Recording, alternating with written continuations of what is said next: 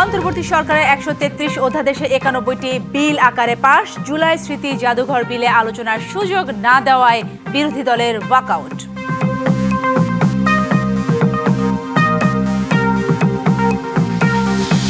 অন্তর্বর্তী সরকার থেকে ক্ষমতা নেওয়ার সময় অর্থনীতির সব সূচক ছিল নিম্নমুখী, যা এখন বিএনপি সরকারের জন্য চ্যালেঞ্জ।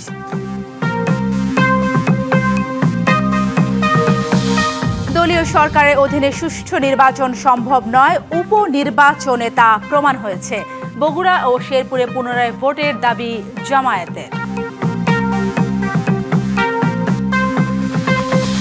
জ্বালানি তেলের খরায় দীর্ঘ লাইনে ক্লান্তি, বিকল্প উপায় থেকে জ্বালানি সংগ্রহ এবং অভ্যন্তরীণ শৃঙ্খলা ফেরানোর তাগিদ।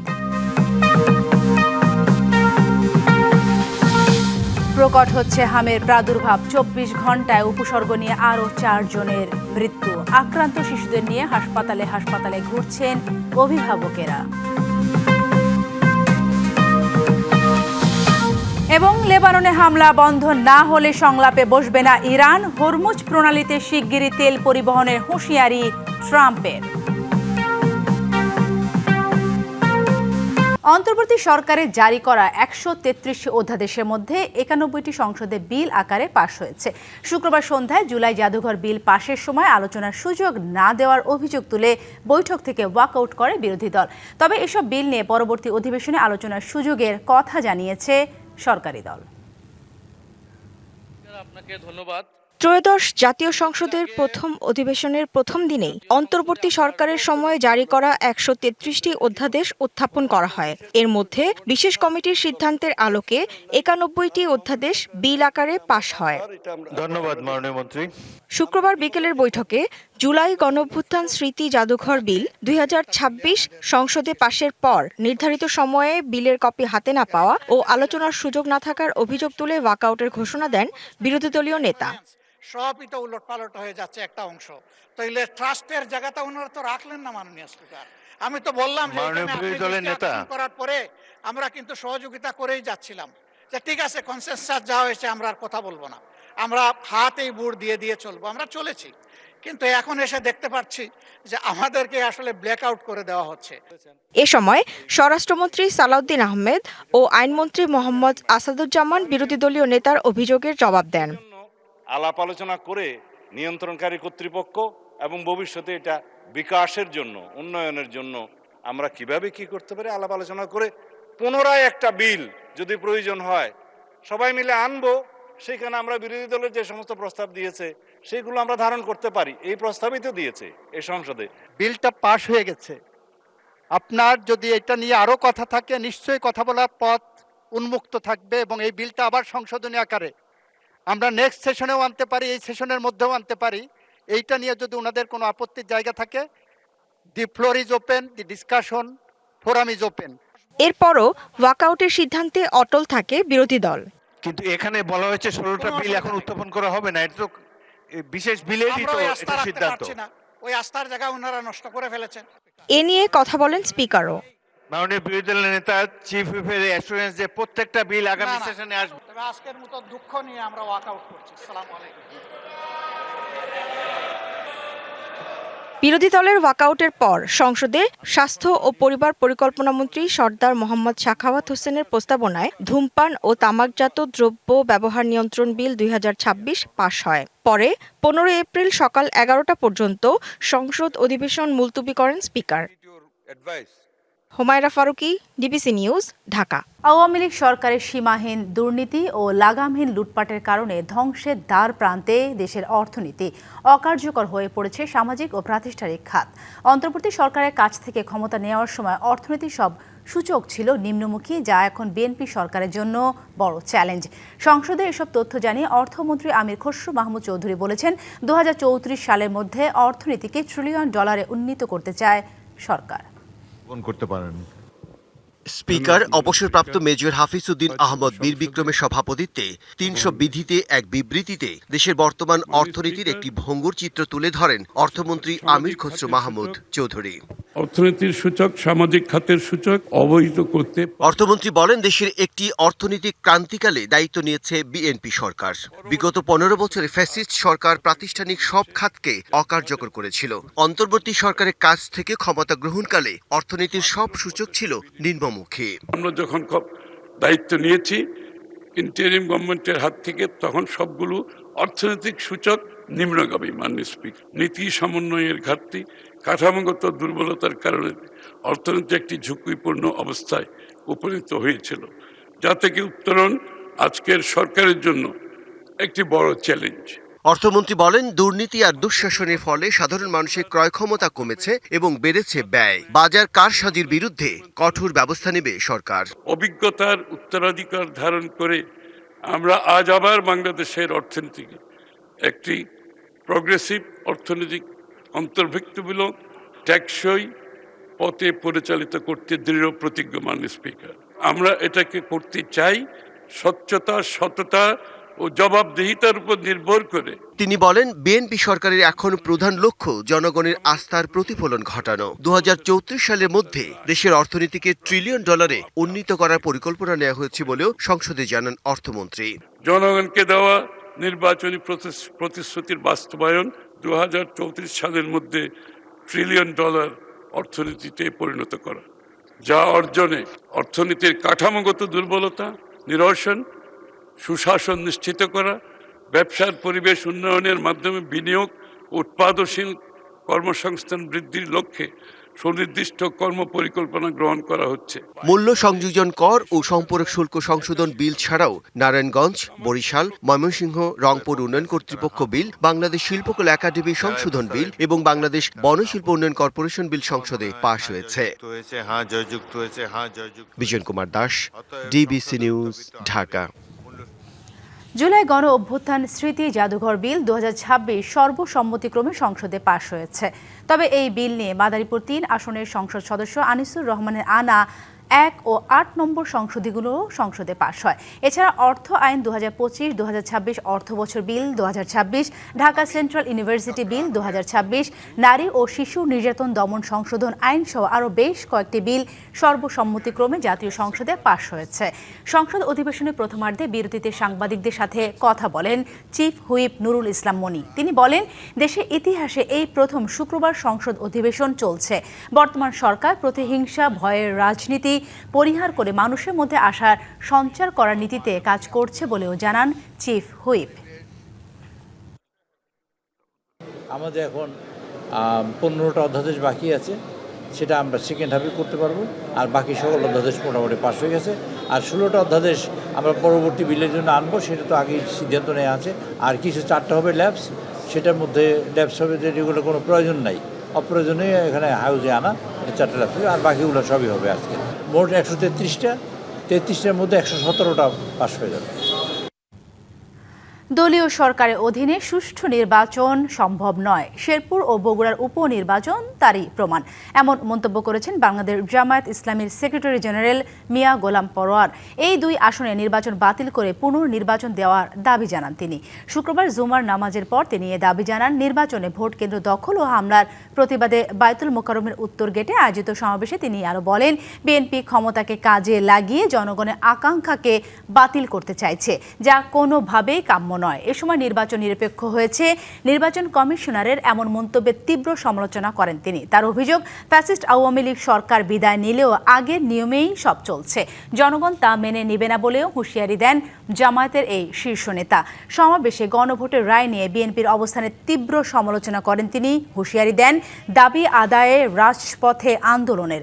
পরে বায়তুল মোকাররম থেকে বিক্ষোভ মিছিল বের করে দলটির নেতাকর্মীরা। মিছিলটি পল্টন ঘুরে বিজয়নগর হয়ে কাকরাইল মোড়ে গিয়ে শেষ হয়। আমরা প্রধান নির্বাচন কমিশনারকে বলবো, আপনি এই 2টি আসনের নির্বাচনকে বাতিল ঘোষণা করুন। যে পরিমাণ অনিয়ম, গুরুতর অভিযোগ সোশ্যাল মিডিয়ায় ছড়িয়ে পড়ার ছবি প্রমাণ করে, সেই নির্বাচন একতরফাভাবে বিএনপির প্রার্থীরা দখল করে তারা কেটে কুটে ভর্তি করে দিয়েছে। এই নির্বাচন আমরা মানি না। নির্বাচন বাতিল করতে হবে। এই 2টি আসনে পুনর্নির্বাচন দাবি করছি। 2 মাস না যেতেই সরকারকে বিতর্কিত করার অপচেষ্টা চালাচ্ছে বিরোধী দল, এমন মন্তব্য করেছেন ঢাকা দক্ষিণ সিটি কর্পোরেশনের প্রশাসক আব্দুস সালাম। সকালে ঢাকা দক্ষিণ সিটির 21 নম্বর ওয়ার্ডের বৃক্ষরোপণ কর্মসূচিতে তিনি কথা বলেন। সবাইকে বলবো সরকারকে সহযোগিতা করেন, সমালোচনা করেন, সমালোচনা করার আগে তো কাজটা করতে দিবেন। এখনো কাজ শুরুই হলো না পুরোপুরি, এখনই সমালোচনা শুরু করেছেন। তাই আমরা বলবো যে আজকে গণতন্ত্রটা দীর্ঘ 17 বছর পরে অন্তত গণতন্ত্রটা ফিরে আসছে। এই সময় গণতন্ত্রটাকে আবার ব্যাহত করেন না আপনারা। আন্দোলনে ভূমিকা, দক্ষতা ও যোগ্যতা বিবেচনা করে সংরক্ষিত নারী আসনে মনোনয়ন দেবে বিএনপি।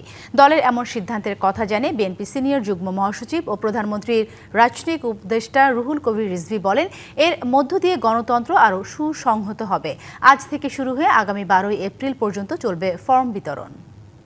শপথ করিতেছি যে ত্রয়োদশ জাতীয় সংসদ নির্বাচনে নিরঙ্কুশ জয়ের পর এখন বাংলাদেশ জাতীয়তাবাদী দল বিএনপিতে চলছে সংরক্ষিত আসনের হিসাব নিকাশ। শুক্রবার সকালে রাজধানীর নয়াপল্টনে দলের কেন্দ্রীয় কার্যালয়ে সংরক্ষিত নারী আসনের দলীয় সংসদ সদস্য প্রার্থীদের মাঝে মনোনয়ন ফর্ম বিক্রি হয়। মনোনয়ন ফর্ম বিতরণ কার্যক্রমের উদ্বোধন করেন দলের সিনিয়র যুগ্ম মহাসচিব রুহুল কবির রিজভী। তিনি বলেন, সংরক্ষিত 36টি আসনের জন্য যোগ্য ও ত্যাগী নারী নেত্রীদের বেছে নিতে চায় দল। এ সময় সকলকে দলীয় সিদ্ধান্ত মেনে নেওয়ার আহ্বান জানান রিজভী। নিরন্তর আন্দোলন সংগ্রামের মধ্যে দিয়ে গণতন্ত্রের যে বিজয় হয়েছে, ফ্যাসিবাদের প্রতিভূ শেখ হাসিনার পলায়নের মধ্যে দিয়ে যে বিজয় হয়েছে, সেই বিজয়কে আমাদের আরও সুসংহত করতে হবে। 17 বছর আন্দোলনের ভূমিকা, আপনাদের দক্ষতা এবং পার্লামেন্টে কথা বলার যে যোগ্যতা, সবগুলো বিবেচনা করেই দলের নীতি নির্ধারণী ফোরাম বা বোর্ড, যেটাই বলি আমরা, তারা সিদ্ধান্ত নেবেন। আর মনোনয়ন প্রত্যাশীদের আশা, নীতি নির্ধারণী ফোরাম তাদের দীর্ঘদিনের ত্যাগ, জুলুম এবং অত্যাচার বিবেচনা করেই নেবে দলীয় সিদ্ধান্ত। হামলার শিকার হয়েছি সেদিনকে পাল্টা মামলাও খেয়েছি। একজন ফেসবুকে পোস্ট করতে সাহস পেত না, তখন আমরা রাজপথে সক্রিয় ছিলাম।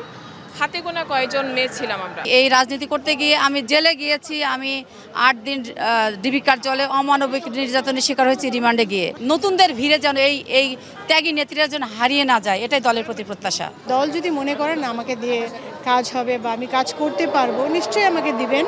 আমি যদি মনোনীত হতে পারি, মেয়েদের জন্য, শিশুদের জন্য একটা সুন্দর সিকিউর পরিবেশ তৈরি করব। দলের পক্ষ থেকে ফরমের মূল্য নির্ধারণ করা হয়েছে 2000 টাকা এবং জামানত হিসেবে জমা দিতে হবে 50,000 টাকা। ফজলে রাব্বি, সৌরভ, ডিবিসি নিউজ, ঢাকা। সরকার জ্বালানি তেলে পর্যাপ্ত মজুদ থাকার কথা বললেও এখনও দীর্ঘ সারি পাম্পগুলোতে ভিড় করছেন গ্রাহকরা। রাত দিন একই রকম চিত্র রাজধানীর পাম্পে 10 থেকে 12 ঘন্টার বেশি লাইনে দাঁড়িয়ে তেল কিনতে হচ্ছে তাদের। দীর্ঘ সময় দাঁড়িয়ে থেকেও পর্যাপ্ত তেল না পাওয়ার অভিযোগ অনেকের। চালকরা বলছেন, তেল নিয়ে 1 মাসের বেশি সময় ধরে ভোগান্তিতে পড়তে হচ্ছে তাদের। এতে দৈনন্দিন জীবন জীবিকায় প্রভাব পড়ছে। পাম্প কর্তৃপক্ষ বলছে, অতিরিক্ত চাহিদা থাকায় দ্রুত তেল ফুরিয়ে যাচ্ছে, তাই বাধ্য হয়ে তেল দেওয়া বন্ধ রাখতে হচ্ছে। জ্বালানি তেলের সর্বশেষ পরিস্থিতি জানাতে রাজধানী মহাখালী এলাকা থেকে সরাসরি যুক্ত হচ্ছেন সহকর্মী শুভ খান।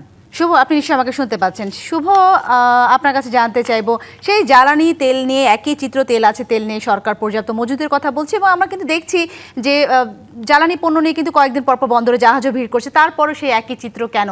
আজকে তো ছুটির দিন, সারা দিন নিশ্চয়ই আপনি পাম্পগুলোতে ঘুরে দেখেছেন। এই রাতের বেলা পাম্পগুলোর চিত্র কেমন দেখতে পাচ্ছেন? অবস্থার কিছুটা কি উন্নতি হলো? জি সাথী, আসলে আপনি যেমনটি বলছিলেন, আসলে এই মুহূর্তে দাঁড়িয়েছি রাজধানীর মহাখালী বাস স্ট্যান্ডের ঠিক অপোজিট পাশে একটি ফিলিং স্টেশনে। এখানে সিএনজি, এলপিজি এবং আসলে তেল দেওয়া হয়ে থাকে। এখানে সকাল 11টার পরে তেল দেওয়া শুরু হয়, কারণ ডিপু থেকে তেল সরবরাহ করে পাম্পে যখন আসে এরপরে আসলে তেল সরবরাহ কার্যক্রম শুরু হয়। এর আগে আর আপনার আসলে তেল দেওয়া হয় না, মানে সকাল থেকে দুপুর 11টা 12টা পর্যন্ত তেল দেওয়া বন্ধ থাকে। তেল আসার পরে দেওয়া শুরু হয়, এরপরে যতক্ষণ পর্যন্ত তেল থাকে ততক্ষণ পর্যন্ত আসলে তেল দেওয়া হয়। আমরা অনেকের সাথে কথা বলেছি এবং এখানে কিন্তু সিএনজি বা এলপিজি কারো কোনো সিরিয়াল নেই, কোনো লম্বা কোনো সিরিয়াল নেই, শুধুমাত্র তেলের জন্য লম্বা সিরিয়াল দিতে হচ্ছে। আমরা যদি একটু, এখানে এক বাইকার রয়েছেন, কতক্ষণ আপনি সিরিয়ালে? ভাই প্রায় 5 ঘন্টা। 5 ঘন্টা? আজকে তো শুক্রবার, গাড়ির চাপ কম থাকার কথা। অনেক পাম্পের তেল পাওয়া যাচ্ছে না, মারামারি হচ্ছে, এই জন্য ঝামেলা হচ্ছে। আবার এই যে পাম্পের হয়ে বিভিন্ন গাড়ি ঢুকে উল্টা পথে মালিকের পক্ষ থেকে আসে, এই জন্য ঝামেলা হয়। জি সাথী, আসলে শুনছেন, আমরা আর একজনের কাছে একটু যদি শুনি।